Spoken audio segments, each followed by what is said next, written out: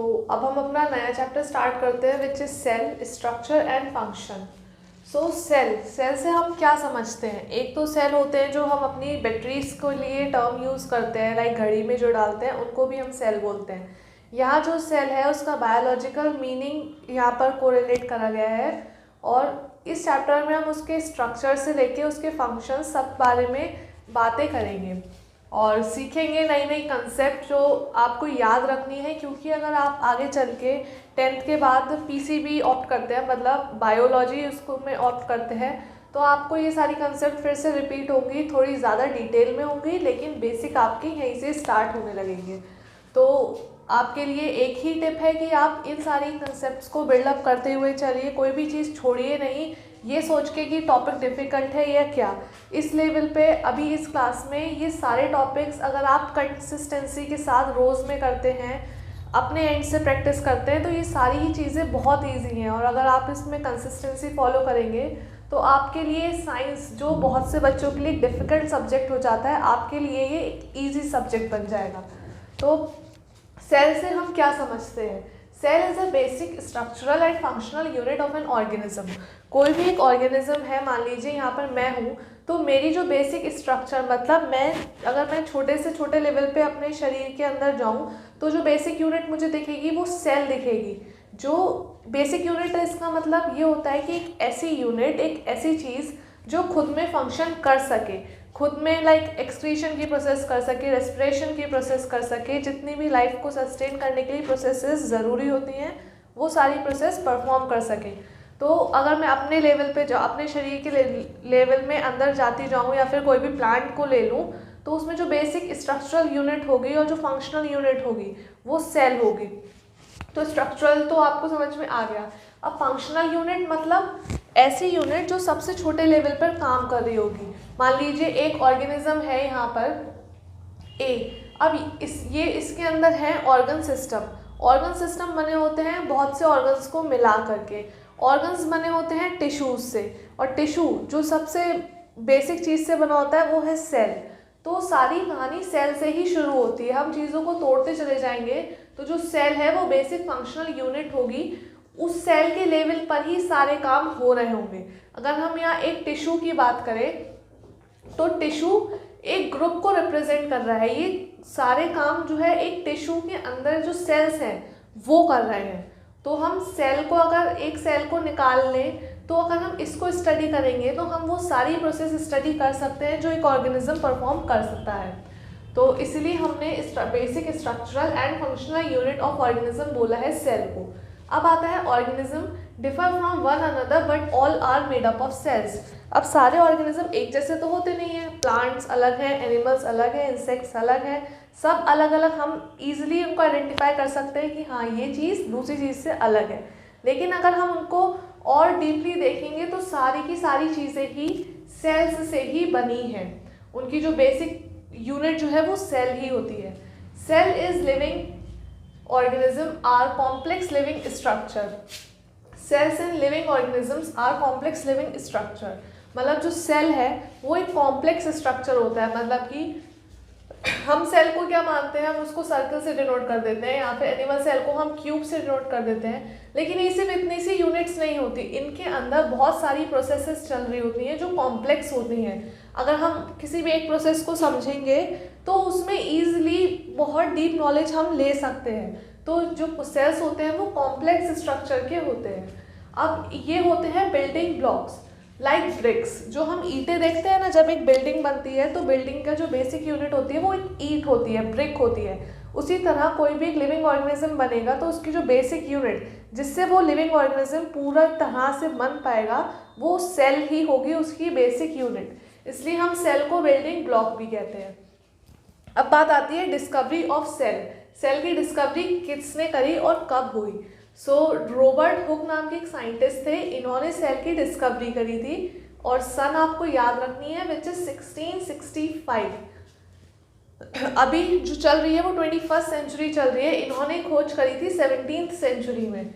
और सेंचुरी में जैसे जब भी आप कोई सन लिखते हैं तो फर्स्ट 2 डिजिट्स होते हैं, यहाँ पर 16 है तो इसकी जो अगली जो नंबर आएगा विच इज 17। तो इसको हम 17th सेंचुरी बोलेंगे। ऐसी अभी चल रही है 2021 या फिर मान लीजिए 2022,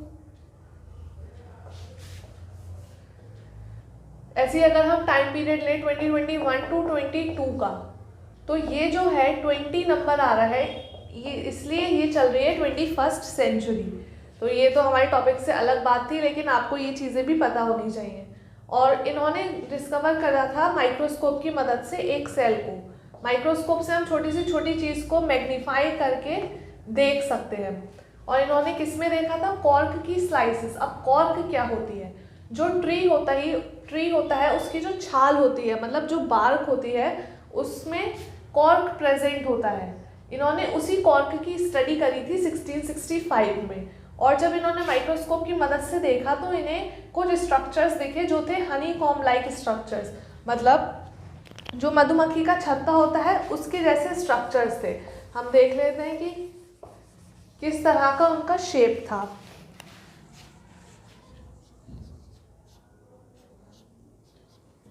तो कुछ ऐसे स्ट्रक्चर्स उन्हें देखे थे। ऐसे ही आप यहाँ पर पूरी तरह से मल्टीप्लाई करते जाएंगे, इन स्ट्रक्चर्स को बनाते जाएंगे, तो वैसा उन्हें स्ट्रक्चर्स देखने को मिले थे माइक्रोस्कोप में। अब बाद में पता चला ये जो स्ट्रक्चर्स उन्हें देखे थे ये लिविंग सेल्स नहीं थे, ये डेड सेल्स थे, मतलब मरे हुए सेल्स उन्होंने देखे थे। और जो कॉर्क होती है वो इटसेल्फ डेड टिश्यू होता है, इसलिए इन्होंने एक सेल की खोज तो करी थी, लेकिन वो लिविंग सेल की खोज नहीं थी, वो डेड सेल्स की खोज हुई थी इन 1665 by Robert Hooke with the help of microscope.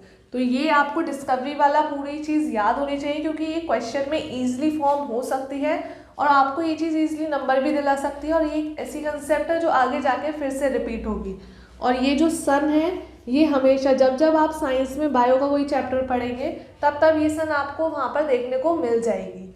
अब हम समझते हैं variety in cell number, shape and size. हमें जो वैरायटी ऑफ सेल्स मिलते हैं वो नंबर्स में अलग होते हैं, शेप में अलग होते हैं, साइज़ में अलग होते हैं। तो ऐसा क्यों होता है? मतलब सारे सेल्स, अगर एक ऑर्गेनिज्म की बात कर रहे हैं तो उसके सारे सेल्स एक ही जैसे क्यों नहीं हैं? मान लीजिए एक हम ह्यूमन स्पीसीज़ की ही बात करें तो उसमें एक ह्यूमन है, उसके और दूसरे ह्यूमन के सेल्स इक्वल नंबर में क्यों नहीं है? वही प्लांट्स और एनिमल्स में मिलने वाले सेल्स के शेप एंड साइज सेम क्यों नहीं है? उनमें वैरायटी क्यों होती है? तो ये भी देख लेते हैं। उससे पहले समझते हैं multi cellular and unicellular organism और इनमें क्या मतलब बेसिक डेफिनेशन होती है। सो मल्टी सेल्यूलर ऑर्गेनिज्म ऐसे होते हैं जो बहुत सारे सेल्स से मिलकर बने होते हैं, बिलियंस ऑफ सेल्स होते हैं उनमें, और उनको हम इजीली काउंट नहीं कर सकते। उनमें नए सेल्स बनते रहते हैं, शेड होते रहते हैं, और मतलब बिलियंस ऑफ सेल्स से वो कंस्टिट्यूट होते हैं। Human body has trillions of cells. Human body की अगर हम बात करें तो वो ट्रिलियंस ऑफ सेल्स से बनी है। And 1 trillion is 1000 billion and 1 billion is 1000 million. तो ये एक बहुत बड़ी वैल्यू हो जाती है, trillions. Organism with billions of cells begins life as a single cell, which is the fertilized egg. अब हमें ये बात समझनी है कि जो मल्टी सेल्यूलर ऑर्गेनिज्म होते हैं वो कोई एज इट इज़ नहीं होते। उनकी जब लाइफ स्टार्ट हुई होती है तो वो भी सिंगल सेल से ही शुरू हुई होती है, और उस सिंगल सेल को हम फर्टिलाइज्ड एग बोलते हैं। The fertilised egg cell multiplies and number of cells increase as development proceeds. जैसे जैसे फर्टिलाइज्ड एग में मल्टीप्लिकेशन होता है, नंबर ऑफ सेल्स बढ़ते जाते हैं, और जैसे जैसे टाइम निकलता है डेवलपमेंट की प्रोसेस स्टार्ट हो जाती है। डेवलपमेंट मतलब अगर यहाँ से लाइफ स्टार्ट हुई है तो वो वेरियस पाथ्स पर जाएगी और डेवलपमेंट स्टार्ट करेगी। मान लीजिए एक ग्रुप ऑफ सेल्स ने आइस का फॉर्मेशन करा, दूसरे ग्रुप ऑफ सेल्स ने हैंड्स बनाए, तीसरे ग्रुप ऑफ सेल ने लेग्स बनाए। ये सारे के सारे सेल्स ही एक ही सेल से ओरिजिनेट हुए हैं, लेकिन तब भी वो सब ही अलग अलग काम कर रहे हैं। तो इसी चीज़ को हम डेवलपमेंट बोलते हैं। अब बात आती है unicellular. Unicellular are single cell organism. जो सिंगल सेल ऑर्गेनिज्म है, मतलब सिर्फ और सिर्फ एक ही सेल है, सिर्फ एक ही सेल के ऑर्गेनिज्म को हम सिंगल सेल ऑर्गेनिज्म बोलेंगे। और जो वो एक सेल होता है वही हर लाइफ प्रोसेस को करने में सक्षम होता है, कैपेबल होता है। वही मल्टी सेल्यूलर ऑर्गेनिज्म में ग्रुप ऑफ सेल्स लाइफ को ओरिजिनेट करते हैं, वहाँ पर ग्रुप ऑफ सेल्स का काम होता है। और यूनिसेल्युलर ऑर्गेनिज्म में एक सेल ही पूरा का पूरा ऑर्गेनिज्म की तरह बिहेव करता है। Examples are amoeba and paramecium, ये दोनों के दोनों ही यूनिसेल्युलर ऑर्गेनिज्म है।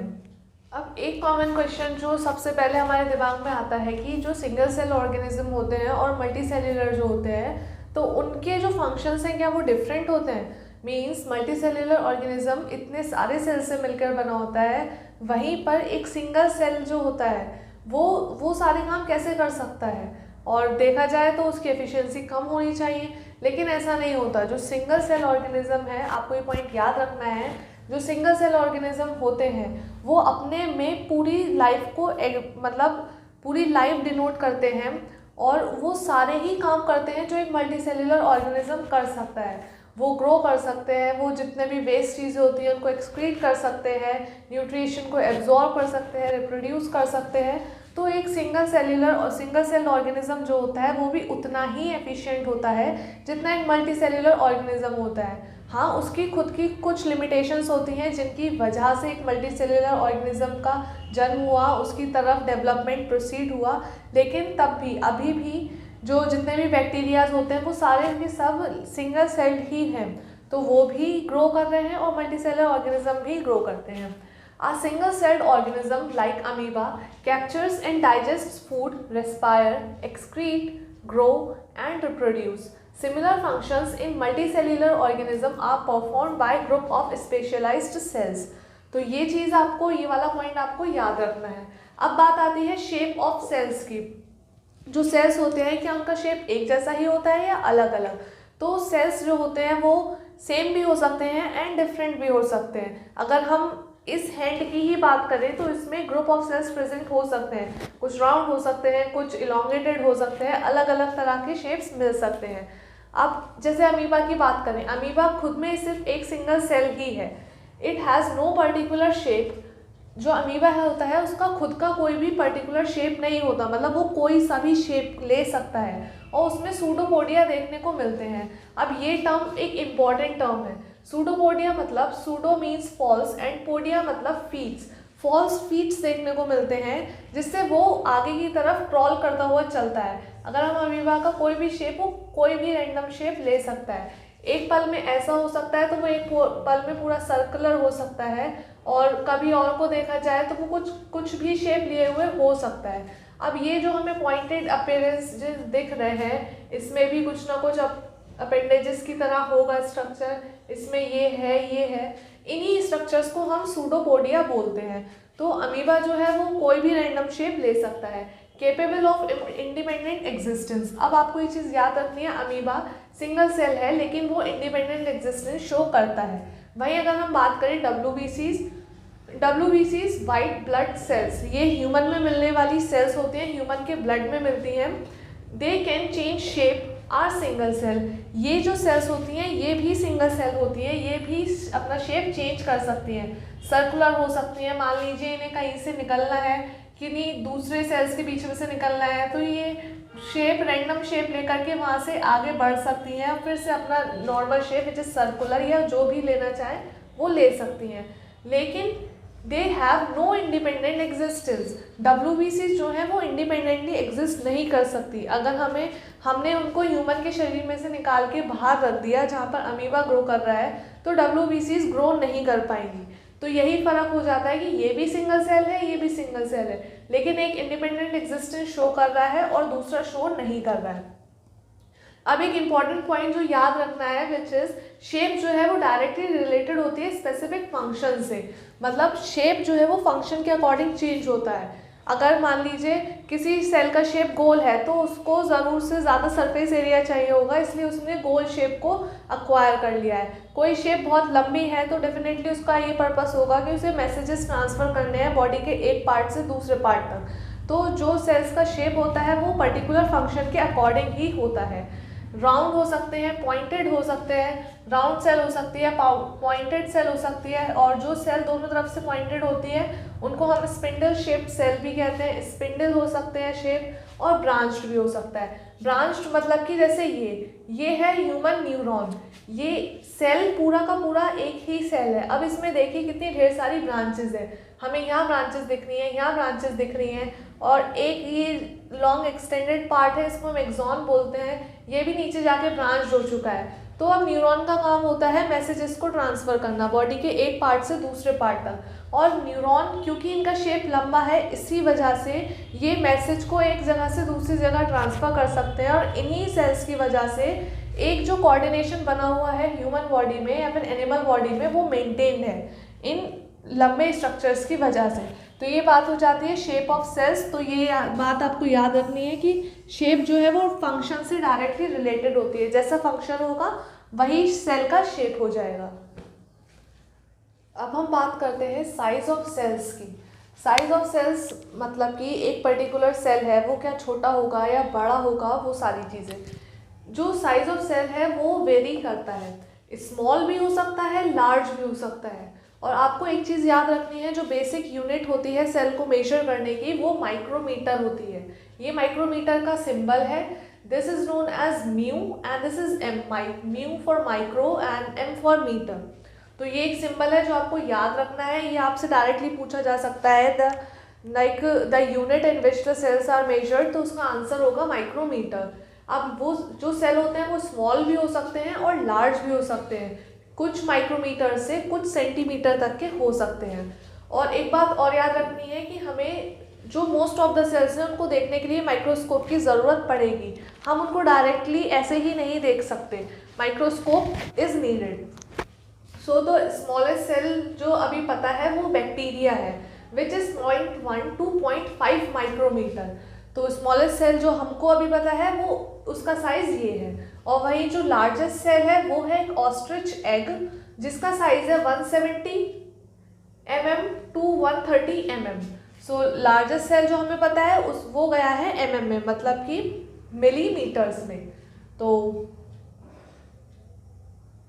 और अगर हम इसको सेंटीमीटर में करेंगे तो 17 सेंटीमीटर इंटू 13 सेंटीमीटर हो जाएगा। तरीका होता है लिखने का, something into another thing, this is length into breadth का फॉर्मूला होता है। मतलब जो आगे लिखा होगा वो लेंथ होगी और जो पीछे लिखा होगा वो उसकी ब्रेथ होगी, मतलब चौड़ाई होगी।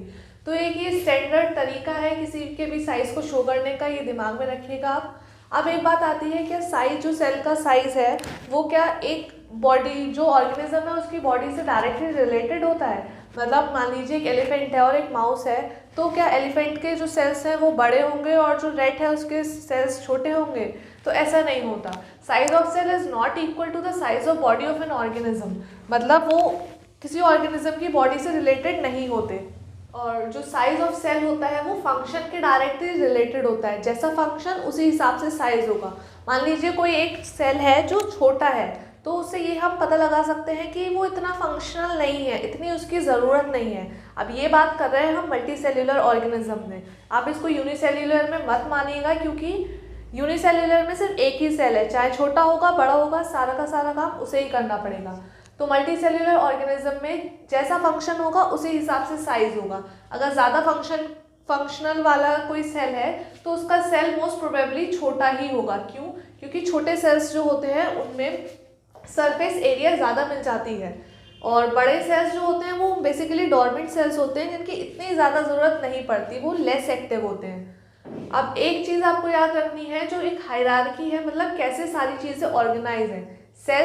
सेल्स से अलग अलग तरह के सेल्स होते हैं, वो टिश्यूज़ बनाते हैं। तो टिश्यू मतलब कि अलग अलग सेल्स अलग अलग टिश्यू बनाएंगे, ये चीज़ आपको याद रखनी है। सेल्स से बनता है टिश्यू, एक से ज़्यादा टिश्यू मिलकर के बनाते हैं ऑर्गन, और एक से ज़्यादा ऑर्गन मिलकर के बनाते हैं ऑर्गन सिस्टम। तो ये फ्लो आपको याद रखना है कि cells, then tissues, then organs, then organ system. And tissues क्या होते हैं? Group of similar cells performing specific function. एक सेल्स का ग्रुप बन जाता है, सेम सिमिलर तरह के सेल्स होते हैं जो सिमिलर ओरिजिन के होते हैं और सिमिलर फंक्शन के होते हैं, वो एक ग्रुप बना लेते हैं। उस ग्रुप को एक पर्टिकुलर काम असाइन कर दिया जाता है कि मान लीजिए हमारा हैंड है, तो इसके जो टिश्यूज़ होंगे वो कॉन्ट्रैक्शन में काम कर रहे होंगे, लाइक दिस। तो वो एक पर्टिकुलर फंक्शन के लिए असाइन कर दिए जाते हैं। सो टिश्यूज़ को आपको याद रखना है, group of similar cells performing some specific function. तो ये हो जाता है साइज ऑफ सेल से रिलेटेड। यहाँ पर हमने सेल का बेसिक स्ट्रक्चर लिया है, इसको हम पहले डायग्राम के थ्रू समझ लेते हैं। और ये कि रफ डायग्राम है और हो सके तो आप अपने नोट्स में इसको इंक्लूड कर लीजिएगा, क्योंकि ये बेसिक आउटलाइन आपको ईजिली दे देता है और आपको जो बेसिक की टर्म्स हैं वो ईजिली याद रहते हैं। तो ये डायग्राम आप बना लीजिएगा अगर पॉसिबल हो तो सबसे पहले जो हम सेल देखते हैं उसकी दो आउटर कवरिंग होती हैं। जो सबसे मेन जो होती है वो होती है सेल मेम्ब्रेन। सेल मेम्ब्रेन जो मैंने यहाँ ब्लू कलर से नोट करी है वो है सेल मेम्ब्रेन। फिर जैसे प्लांट सेल हो गए, तो प्लांट सेल में हमें एक और आउटर कवरिंग देखने को मिलती है सेल मेम्ब्रेन के बाहर, विच इज सेल वॉल। अब ये जो सेल वॉल है ये एनिमल्स में नहीं होती, ये प्लांट्स में होगी, बैक्टीरिया में होगी, लेकिन एनिमल्स में नहीं होगी। तो ये ये वाला जो सेल मेम्ब्रेन है ये होगी ही होगी हर एक सेल में, चाहे वो सिंगल सेल हो, मल्टी सेल्यूलर हो, कुछ भी हो। This is the must thing. Cell wall कुछ में प्रेजेंट होती है। फिर हम देख रहे हैं यहाँ पर वैक्यूल। वैक्यूल मतलब बबल के स्पेसेस, बबल्स ले लीजिए, वैकेंट स्पेसेस ले लीजिए। और इसको समझने से पहले आप यहाँ पर आइए, विच इज साइटोप्लाज्म। ये मैंने यहाँ पर जाल से डिनोट करा है, लेकिन ये ऐसा नहीं होता। ये पूरे के पूरे सेल के अंदर ही एक डेंस मटेरियल प्रेजेंट होता है, जैसे मैंने यहाँ शो करा है। ये पूरे के पूरे सेल के अंदर होता है और एक लिक्विड होता है। तो साइटोप्लाज्म पूरे सेल में है। और ये जो सेल आपको यहाँ पर बोर्ड पर दिख रहा है, लेकिन ये क्या होता है, स्फेरिकल होता है। आप एक बॉल को अज्यूम करिए, प्लास्टिक बॉल को, और वो पूरी की पूरी गोल होगी। उसके अंदर जो है पूरा साइटोप्लाज्म भरा होगा। मान लीजिए आप एक बॉल लीजिए, विच इज प्लास्टिक बॉल जो अंदर से खाली है, उसमें आपने एक होल करा और उसके अंदर पानी भर दिया। अब उस पानी में ये सारी चीज़ें हमारी प्रेजेंट हैं। तो जो सेल होता है वो स्फेरिकल होता है, ये बात याद रखिएगा। आप इसको एक बोर्ड पे देख रहे हैं तो प्लेन नहीं होता, वो स्फेरिकल होता है। अब इस साइटोप्लाज्म में देखने को मिलते हैं हमें वैक्यूल्स, मतलब बबल्स देखने को मिलते हैं। छोटे छोटे बबल्स हो गए वो वैक्यूल। अब ये जो वैक्यूल हैं छोटे छोटे, ये होते हैं एनिमल सेल में। अब अगर हम प्लांट की बात करेंगे तो प्लांट का अगर हम एक सेल ले रहे हैं जो बेसिकली क्यूबिकल होता है, उसमें जो वैक्यूल है वो 90% स्पेस में वैक्यूल ही होता है, खाली जगह होती है एक प्लांट सेल में। यहाँ हमने छोटे वैक्यूल्स डिनोट करे हैं, लेकिन प्लांट्स में वही चीज़ बड़ी हो जाएगी और ये एनिमल सेल की बात हो रही है।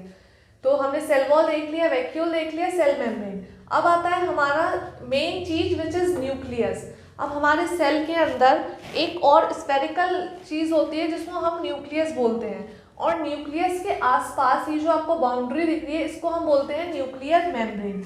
और न्यूक्लियर मेम्ब्रेन की वजह से ही साइटोप्लाज्म की चीज़ें और न्यूक्लियस के अंदर की चीज़ें अलग अलग रहती हैं। अब न्यूक्लियस में दो मेन चीज़ें होती हैं। एक तो होते हैं क्रोमोसोम। क्रोमोसोम मतलब जो भी हमारा जेनेटिक मटेरियल है वो, जिसको हम क्रोमेटिन बोलते हैं। और जब सेल डिवाइड करता होता है तो वही क्रोमेटिन को हम क्रोमोसोम बोलते हैं, जो कि कुछ ऐसे दिखते हैं। अब अगर सेल मान लीजिए डिवाइड नहीं कर रहा है तो ये क्रोमोसोम जो है वो खुले हुए जाल की तरह होगा, जिसको हम क्रोमेटिन बोलेंगे। और ये क्रोमेटिन कुछ और नहीं, डीएनए ही होता है। जो मान लीजिए एक डीएनए है जो बहुत लंबा होता है, अब उसे कुछ माइक्रोमीटर की सेल के अंदर फिट होना है, तो वो क्या करता है, वो डीएनए अपने आप में ही रोल होता रहता है। ये एक थ्रेड है, ये अपने आप में ही रोल होता जाता है, जिसको आप क्रोमेटिन बोलते हैं। और जब सेल डिवीजन में जाएगी तो वो फर्दर कंडेंस होगा और बना लेगा क्रोमोसोम्स, जो हमें माइक्रोस्कोप की मदद से दिख जाते हैं। अब एक और स्ट्रक्चर होता है विच इज़ न्यूक्लियोलस। ये भी न्यूक्लियस के अंदर ही प्रेजेंट होता है। अब यहाँ पर ये चीज़ इंपॉर्टेंट है कि जो न्यूक्लियोलस है वो न्यूक्लियस का जो रेस्ट ऑफ द मटेरियल है उसके साथ सेपरेट नहीं होता। यहाँ पर कोई भी मेम्ब्रेन देखने को नहीं मिलेगी। न्यूक्लियस के अंदर न्यूक्लियोलस एक हमें अलग से सेगमेंट दिखता है, लेकिन वो प्रॉपरली बाउंड्री से नहीं बंद है। इसमें होता क्या है, इसमें होता है आरएनए। इसको आरएनए फैक्ट्री बोलते हैं। इसमें से राइबोसोम्स बनते हैं। ये आप जैसे जैसे आगे चलते जाएंगे आपको ये चीज़ें पता चलती जाएंगी, लेकिन आपको यहाँ याद रखना है कि न्यूक्लियस के अंदर दो मेन चीज़ें होती हैं। पहला न्यूक्लियोलस और दूसरा जो होता है क्रोमोसोम। और क्रोमोसोम को हम क्रोमेटिन भी लिख सकते हैं। और क्रोमोसोम जो होता है वो सिर्फ और सिर्फ जब सेल डिवाइड होती है तब देखने को मिलते हैं। तो हमारा न्यूक्लियोलस हो गया, न्यूक्लियस हो गया, क्रोमोसोम हो गया, साइटोप्लाज्म हो गया। अब बात आती है माइटोकॉन्ड्रिया।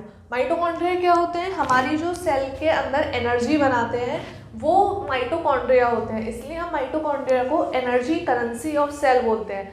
मतलब सारी की सारी एनर्जी जो भी मैं अपना ये हाथ हिलाने के लिए हिला रही हूँ, तो इसको मूवमेंट करने के लिए भी बहुत सारी एनर्जी की ज़रूरत होती है। वो एनर्जी कौन बनाता है? माइटोकॉन्ड्रिया बनाता है, और हम एनर्जी को ATP लिखते हैं। तो जो हमारी एनर्जी होती है वो हमारे शरीर में ATP के रूप में होती है, इसको बनाता है माइटोकॉन्ड्रिया। तो माइटोकॉन्ड्रिया को हम एनर्जी करेंसी ऑफ सेल भी लिखते हैं, बोलते हैं, और ये प्लांट एंड एनिमल्स दोनों में होगा। अब बात आती है क्लोरोप्लास्ट। सबसे पहले तो आपको ये याद रखना है, ये जो क्लोरोप्लास्ट है, या फिर हम इसको कॉमनली बोलते हैं प्लास्टिड, ये सिर्फ और सिर्फ प्लांट सेल्स में होते हैं, एनिमल सेल्स में नहीं होते। अब प्लास्टिड की बात करें तो ये क्या करते हैं, ये हमारे जो सेल्स हैं, हमारे सेल्स नहीं मतलब प्लांट्स के सेल्स को कलर देते हैं। प्लास्टिड कुछ कलर वाले होते हैं जिनको हम क्रोमोप्लास्ट बोलते हैं, और कुछ बिना कलर के होते हैं जिनको हम ल्यूकोप्लास्ट बोलते हैं। अब यहाँ हमने बात करी है क्लोरोप्लास्ट। तो क्लोरोप्लास्ट में एक चीज़ स्पेसिफिक हो जाती है कि वो जो है ग्रीन कलर के होंगे। क्रोमोप्लास्ट जो होते हैं वो कोई भी कलर के हो सकते हैं। आपको यहाँ पर ये डिफरेंस समझ में आना चाहिए। हमने मेन बात करी प्लास्टिड। अब प्लास्टिड जो होते हैं वो जो हम बोल रहे हैं यहाँ पर क्लोरोप्लास्ट, ये होंगे ग्रीन कलर के। इसके अलावा होते हैं क्रोमोप्लास्ट, जो कोई से भी कलर के हो सकते हैं, रेड, ऑरेंज, ब्लू, कुछ भी हो सकते हैं। और तीसरे होते हैं ल्यूकोप्लास्ट, जो कोई भी कलर के नहीं होते।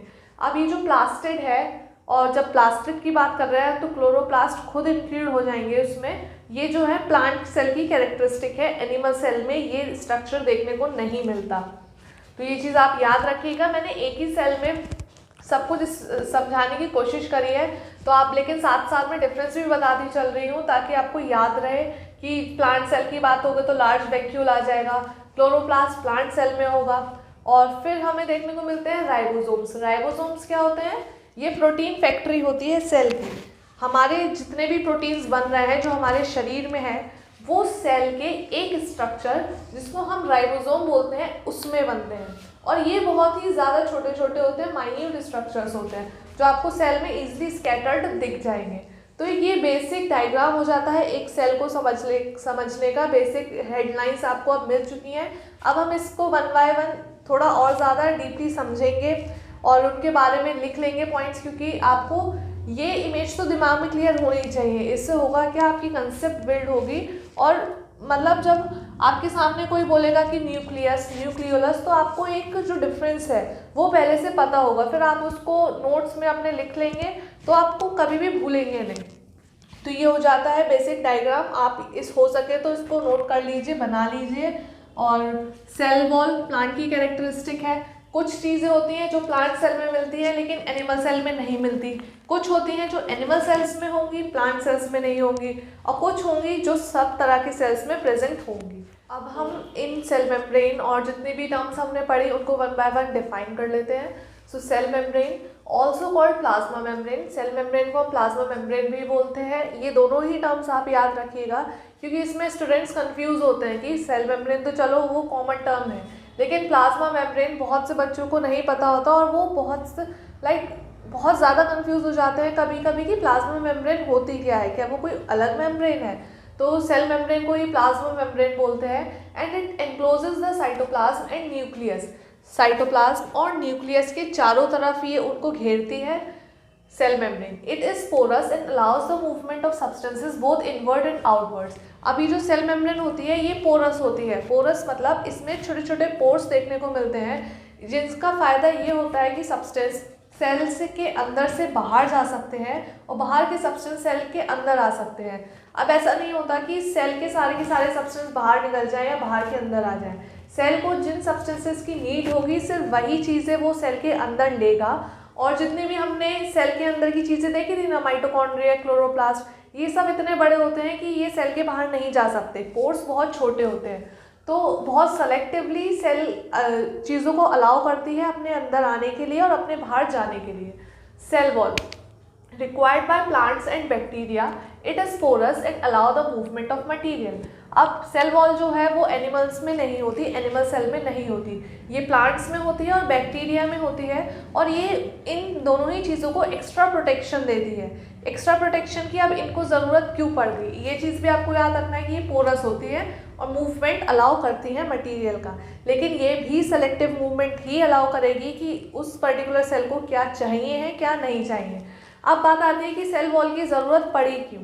होता यह है कि जो प्लांट सेल्स है, लाइक अगर हम प्लांट को एग्जाम्पल की तरह ले तो प्लांट्स मूव नहीं कर सकते और उन पे जो क्लाइमेटिक चेंजेस हैं उनका बहुत ज़्यादा फर्क पड़ता है कि अगर टेम्परेचर बढ़ रहा है तो सेल्स प्लांट क्योंकि मूव नहीं कर सकते, अगर उस पर डायरेक्ट सनलाइट पड़ रही है तो वो ऐसा नहीं है कि वो कहीं और मूव कर जाए। जैसे एनिमल क्या होता है, एनिमल पे अगर ज़्यादा धूप पड़ती है तो वो कहीं और शिफ्ट कर जाता है, लेकिन प्लांट्स को वहीं रहना होता है।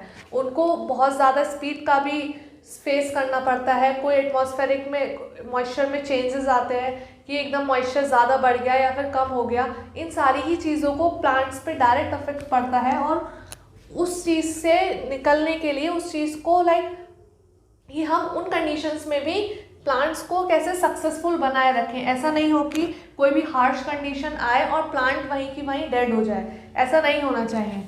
तो इसी चीज़ के लिए प्लांट्स में प्लांट वॉल सेल वॉल देखने को मिलती है।